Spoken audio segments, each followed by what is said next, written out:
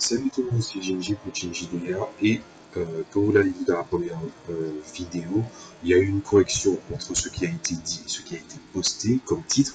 Sachez que je ne vais pas faire 3 vidéos mais 2 vidéos, c'est-à-dire que celle-là c'est la deuxième. Hein.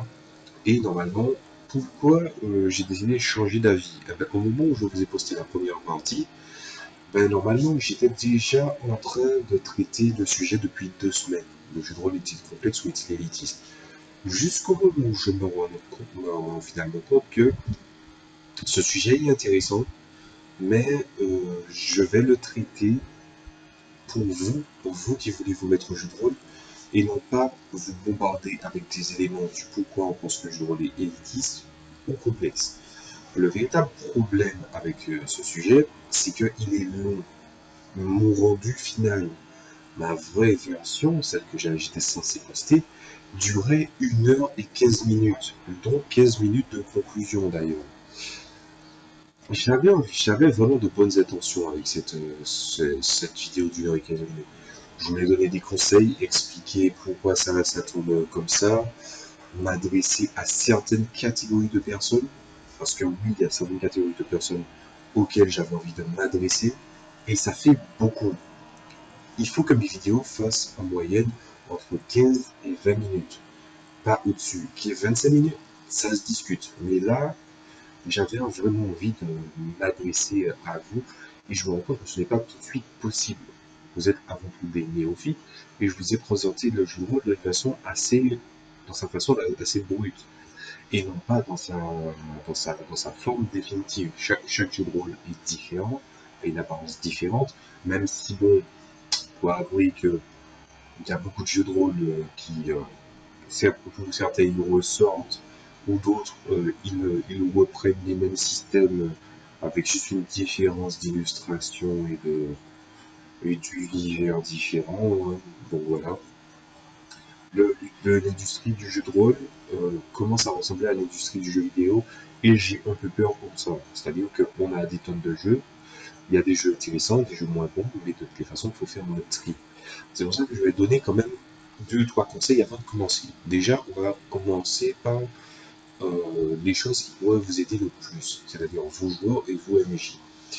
Bon, déjà, je vous ai présenté un jeu qui était le W System Deluxe.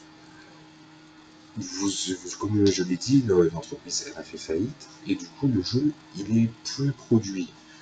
Ça serait bien qu'il y ait une campagne pour le relancer parce que j'avoue que ce système de jeu en 88 pages plus auparavant, ben, pour 15 euros, c'était vraiment pas cher payé, sans parler du fait que, bon, mis à part les illustrations qui sont ce qu'elles sont,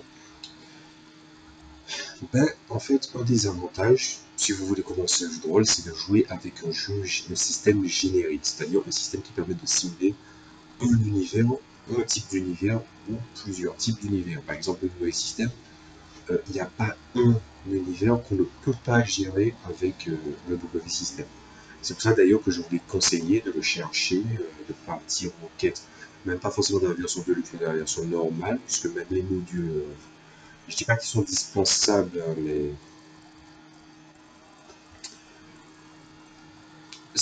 pour un livre de 82 pages, on n'exploite pas tout ce qu'il y a dans le livre. C'est comme n'importe quel jeu de rôle. Sachez que vous qui allez être MJ, vous n'allez pas exploiter 340 pages en en une seule partie, en une seule campagne. Non, vous allez découvrir des choses avec l'univers, que ce soit la géographie, que ce soit l'histoire, ce genre de choses, mais avant tout, euh, les formes de base de votre univers vont être fondées par, par vous principalement et surtout des scénarios que vous allez soumettre. Donc le premier conseil c'est acheter un jeu générique, avec système de jeu générique, ou un jeu du commerce, parce que on peut dire ce qu'on veut. Oui, il y a plusieurs types de jeux, il y a d'autres jeux qui sont présentables, mais bien évidemment, mais je ne suis pas un catalogue ambulant et je ne suis pas au fait de savoir quel jeu est le plus adapté pour vous. Il y a le GROG, c'est ça, le guide du rôliste galactique, machin chose. Je pense que vous allez le trouver par vous-même. Donc, ce qui va se passer, c'est que vous allez regarder s'il y a des jeux de rôle qui vous intéressent ou pas, mais vous verrez qu'il y a beaucoup de jeux de rôle dont la production est augmente. Donc, à ce moment-là, n'hésitez pas à le chercher en PDF. des âmes charitables l'auront sûrement scanné, puisque oui, le photocopiage tue le livre, mais il peut aussi assurer sa pérennité s'il est plus produit. Et dans ce cas-là, c'est génial. Ensuite, un dernier conseil aussi avant de continuer, ça sera le dernier, je pense, enfin le dernier qui sera vraiment utile. Même si vous avez un livre en PDF, les livres, ça tombe pas en panne. Donc, il faut que vous l'imprimiez, le livre. Parce que si jamais il y a une coupure d'électricité et puis que vous avez juste la lueur des bougies ou d'une loupiote extrêmement puissante, ben, vous pouvez jouer sans aucun système, sans aucun truc, quoi. Voilà, vous allez, si vous avez vraiment besoin de calculer, vous êtes nul en calcul, comme moi, hein, je suis très nul en calcul, vous sortez une petite calculette qui a une autonomie gigantesque, hein. Vous prenez un livre que vous avez imprimé, et c'est parti, vous pouvez jouer avec juste des dés, des crayons, et puis des fiches improvisées, ou des fiches hein, de secours que vous avez créées au préalable. Voilà. Et puis surtout, si vous prenez un système générique, n'hésitez surtout pas à créer l'univers ensemble, ou du moins le ton que vous avez donné à l'univers, et surtout l'ambiance et le type d'univers. Voilà. C'était tout ce que j'avais besoin de dire, et donc du coup, je vais abréger, comme je vous l'ai dit, puisqu'il y a beaucoup de choses à dire sur le jeu de rôle complexe ou élitiste. Et donc, euh, concernant le jeu de rôle est-il élitiste, je vais vraiment abréger parce que ça n'était pas rentable de parler de ce sujet-là dans son ensemble. Je pense que c'est un sujet qui est assez... euh, il n'est pas complexe, mais il y a beaucoup de choses à prendre en compte. En tout cas, des observations que j'ai faites. Une chose que j'ai à vous dire, c'est qu'il est ni simple, enfin, il est pas ni simple, il est ni compliqué, ni élitiste. Je pourrais continuer pendant longtemps, mais comme je vous l'ai dit, le temps est compté. Et donc, au lieu de vous dire pourquoi il est simple et il est élitiste, vous allez comprendre par vous-même. Je vais suggérer la réponse de par les questions que je vais vous poser. La première question, combien, combien d'heures êtes-vous prêt à investir dans une partie et à quelle fréquence vous comptez jouer au jeu de rôle? C'est la première question qui va être posée et qui se doit d'être posée. C'est une question importante. Une partie de jeu de rôle, au minimum, il faut que ça soit 4 heures, au maximum 6 heures. Enfin, de 4 à 6 heures, c'est la bonne fourchette. 4 heures pile, c'est pas mal. 5 heures, c'est bien. 6 heures. Au-delà de ça, surtout vous, MJ, qui pouvez être peut-être fatigué à force, hein, si vous n'êtes pas habitué, ben, ça peut plus vite être pénible. Donc 4 à 6 heures, ça va. Mais surtout, c'est pas ça qui est important. Avec l'autre question, c'est la fréquence. Est-ce que vous faites une partie une fois par semaine, deux fois, deux fois par mois, euh, voilà. Donc c'est une question qui est assez sensible puisque avant, je vais dire dans les périodes où je faisais des recherches sur le jeu de rôle, je me suis rendu compte que certaines tablées avaient créé une espèce de étaient en plein, on va dire ça. Je ne saurais pas comment dire, mais ils étaient dans une phase où ils ne pouvaient pas se libérer. C'est-à-dire que pour eux, c'était genre une fois par mois, ça arrivait. Et le truc, quand vous faites une partie une fois par mois, surtout si vous êtes débutant ou encore plus si vous êtes jeune, parce que je m'adresse aussi aux jeunes, ben sachez que votre mémoire, elle va peut-être flancher si vous n'avez pas pris des notes, ce genre de choses-là. Surtout pour le MJ, un MJ qui n'a pas une bonne mémoire, c'est pas terrible. Je veux dire, à l'instant T, si vous posez un nombre de questions combien en dextérité, c'est normal. Puisque finalement, vous n'êtes pas censé connaître la fiche du joueur et que vous n'avez pas que ça à faire. Par contre, si vous oubliez des éléments de scénario ou dans votre excusez-moi, dans votre campagne, ce qui risque de se passer, c'est que vous allez être dans le moral total et ça va poser pas mal de problèmes. La fréquence que je conseille, évidemment, c'est une fois par semaine. Mais bien sûr, comme vous le savez, hein, il y a des contraintes au niveau des études, au niveau du travail, au niveau religieux, il y a plein d'aspects. Ben, en fait, vous devez déjà savoir une chose, c'est que cette question-là découle encore d'une autre. C'est avec qui allez-vous jouer. Alors, je vous explique. Si vous voulez faire de l'IRL, c'est-à-dire ensemble, hein, voilà, ben, bien sûr, je vous dirais de le faire évidemment chez vous et surtout avec des amis. Et des amis qui ont envie d'y jouer. Le jeu de rôle, effectivement, n'est pas élitiste, mais il n'est pas fait pour tout le monde. Vous allez dire à quelqu'un, ouais, je essaie d'imaginer tel ou tel truc, il va galérer. Voilà, tout le monde n'a pas l'imagination, hein, tout en sachant que le moteur graphique du jeu de rôle, c'est votre imagination. Et donc, ça risque d'être un peu pénible quand il va falloir représenter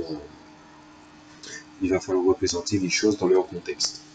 Ensuite, si vous n'avez pas d'amis, avec qui jouer, j'entends, voilà, la faille partir après, ben, vous avez une solution, c'est vous faites du recrutement, vous allez sur des communautés de jeux de rôle, ouais, j'habite à ce niveau-là, et vous y allez. Le problème, c'est que vous ne connaissez pas les gens et vous ne savez pas si ce sont des gens un peu bizarres ou si c'est juste des personnes qui sont juste des marginaux qui veulent faire une partie de jeu de rôle pour faire une partie de jeu de rôle, parce que je signale que le social a une place prépondérante dans le jeu de rôle et que s'il n'y a pas un effort, c'est comme toute relation humaine, c'est divisé en trois axes.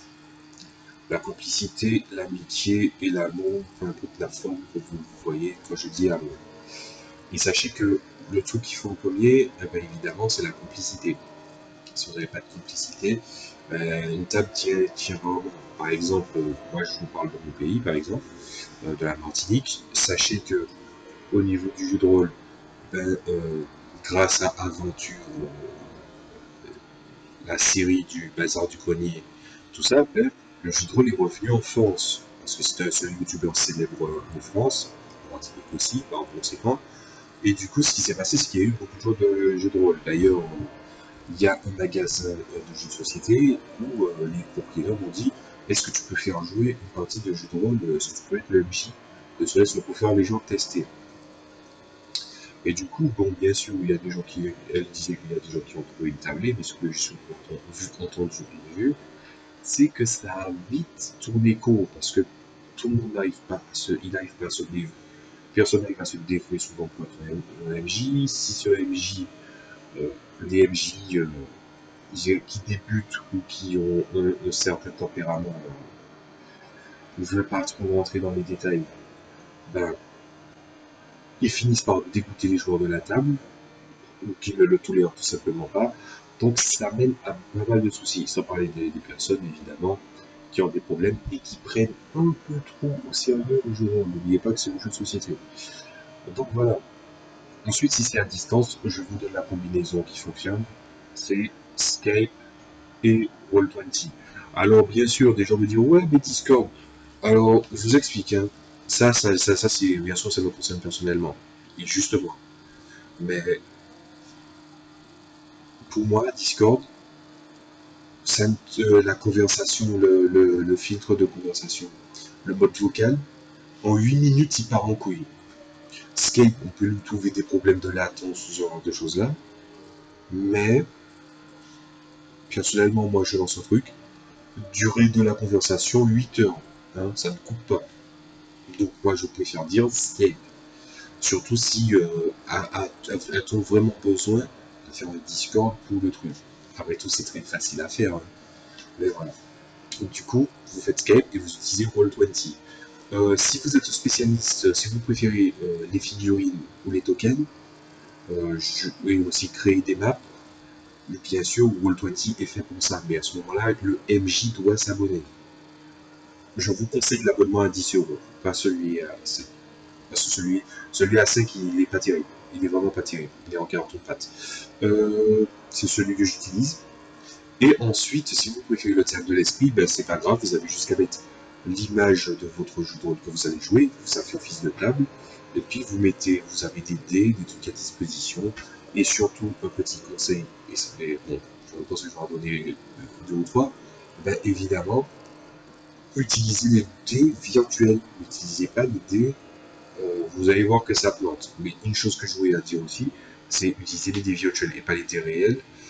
Euh, et encore une chose, sachez que Roll20 plante des fois, il lance des dés en plus ou ce genre de choses-là.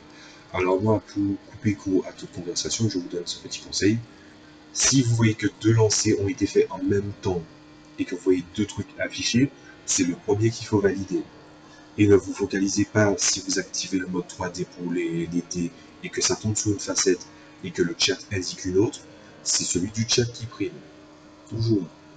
Comme ça, vos joueurs ne vont pas essayer de vous bouger. Et pourquoi je dis il ne faut pas que vous utilisez des dés réels, c'est parce que bien sûr, la personne va lancer le dé, il va baisser sur une cam, il va montrer d'autres dés qui a déjà des résultats, et voilà. Ou même essayer de faire croire qu'il a primé dans ce genre de choses-là. Il y a des triches, des moyens de tricher, il y en a plein. Ça vous évite de tricher si vous utilisez tous des dés virtuels. Moi j'ai toute une valise de dés là. Je les achète pas pour rien. En tant que MJ, je peux lancer des dés réels. Parce que malheureusement, on ne peut pas lancer des dés de plusieurs couleurs différentes. Si quelqu'un sait, ben, mettez-le moi en commentaire, mais je n'ai pas encore vu comment on peut faire ça. À part bien sûr les joueurs qui peuvent coloriser leurs dés. Puisque chacun porte une couleur symbolique. Pour ma part, par exemple, regardez, au début j'utilisais des D8 pour ça. Des mêmes couleurs correspondantes, hein, je signale. Mais après je suis passé au D6. Ça c'est des petits dés, on les trouve par 12, hein, puisqu'il y a 4, il y a 3 fois le même dé, voilà. Il y a 3 fois le même dé de chaque couleur, voilà. Donc du coup, ces dés-là, ben, ils me servent.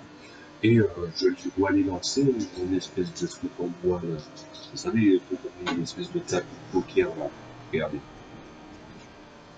Voilà. C'est pas un tableau de Guillaume Laguichet. Et ne cherchez pas sur Google Guillaume Laguichet, il n'existe pas. Voilà. Donc ça c'est un tapis. Et ensuite, vous voyez, j'ai des dés ébène, doré, argenté. Voilà, si je dois montrer différents trucs, ça me permet en tant que MJ d'avoir différents dés. Le MJ peut lancer des dés en off, mais des dés pour simuler l'univers, ce genre de choses-là. Mais bien sûr, vous pouvez lancer une résultat des dés des créatures que vous simulez en dehors. Même si vous voulez vraiment jouer à la confiance, je vous conseille quand même de les laisser, de les faire quand même en virtuel. Les dés que vous ne pouvez pas simuler, ben, vaut mieux que vous les ayez. Voilà. Ensuite, bien entendu, il reste encore des conseils à donner. Par exemple, ne jouez jamais le jeu où vous créez votre fiche. Euh, et ensuite, les calculs sont assez faciles à faire. Donc, en regardant tout ça, vous voyez très bien que le jeu de rôle n'est ni simple, ni compliqué, ni élitiste dans les faits. C'est juste que ça vous demande de la pratique. Et c'est tout, le jeu de rôle est exigeant et il demande de la pratique. On ne demande pas au MJ d'être dramaturge ou au joueur d'être dramaturge au début. Parlez à la troisième personne du singulier si vous avez du mal. Mais personnellement, le jeu de rôle n'est ni compliqué ni élitiste. L'élitisme naît dans le cœur des hommes. Surtout. J'ai eu une deuxième prononciation du mot homme, ça m'a tué. Donc écoutez, voilà. Ben, je vais pas aller au-delà des 20 minutes. La seule chose que j'ai à vous dire, c'est que le jeu de rôle, on fait souvent on a justement fait dans les années 90, on entendait souvent cette comparaison foireuse, du fameux, oui, les romans, en fait, tu as l'impression de vivre une aventure, nanana, tu suis les aventures, tu peux être partout. Ah ben, c'est un peu foireux comme comparaison du livre. Hein. Tu vois, c'est comme les gens qui te disent, tiens, ce jeu, tu vas apprendre en t'amusant, tu sais bien que tu vas te faire chier. On t'a libéré à 10 km, on t'a vu, on sait que tu vas nous enfiler. Donc non. Par contre, le jeu de rôle, lui, il obéit à ses réceptions. Vous pouvez jouer dans l'univers que vous voulez, à condition que vous soyez tous d'accord, que vous ayez tous sur la même longueur d'onde, que vous vous entendez bien, qu'il n'y a pas de tricherie, parce que je signale que tricher, c'est pas intéressant, parce que sachez une chose, dans le jeu de rôle, il y a des réussites qui vous font dans la merde, il y a des échecs qui vous sauvent la vie. Et surtout, ça permet de structurer une histoire cohérente qui va être gravée dans le cœur de tout le monde. Donc, ne trichez pas. Alors, c'était Ginji pour Ginji DR. J'espère que je vous ai convaincu de jouer au jeu de rôle. Et je pense que je vais continuer à donner 2-3 petites astuces sur le jeu de rôle en ligne. Donc, si vous voulez, abonnez-vous à la chaîne. Bon, le like, c'est comme ça, vous pas obligé, je veux dire. Comme j'ai indiqué au tout début de ma chaîne, pour moi, ma chaîne, je présente des trucs, hein, je ne néglige pas mon travail. D'ailleurs, je suis obligé de le faire d'une seule prise parce que j'ai aucun logiciel de montage à la hauteur de ce que je viens de faire. Mais pour moi, ma chaîne va débuter vraiment à partir de l'an prochain, passer un certain nombre de mois. Donc, je vais surtout traiter du jeu de rôle. J'ai beaucoup de trucs intéressants auxquels il faudrait parler. Donc, si vous voulez continuer à apprendre 2-3 trucs et astuces, euh, je pense que ça, il y a moyen que vous appreniez 2-3 trucs. Et surtout, vous ne prenez pas trop la tête. C'est un jeu de société. C'est un Jinji pour Jinji Day. À plus de